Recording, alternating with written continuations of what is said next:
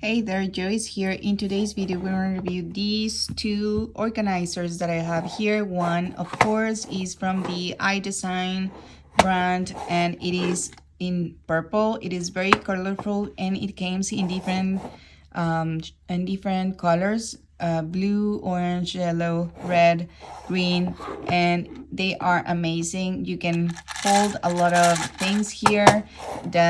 I think that the shape and the capacity, it is really nice. And also I have this one right here, that these are for smaller things, but as you can see, the shape is not as squared as this one, as straight. This has a little bit of diagonal, like a inclined line right here, and it also comes with these right here, so it doesn't slip off the surface where you're going to put them.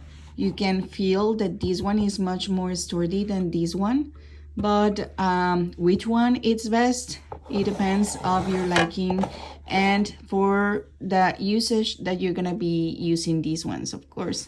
I really suggest this one for the lipsticks or some pencils, and this one is more for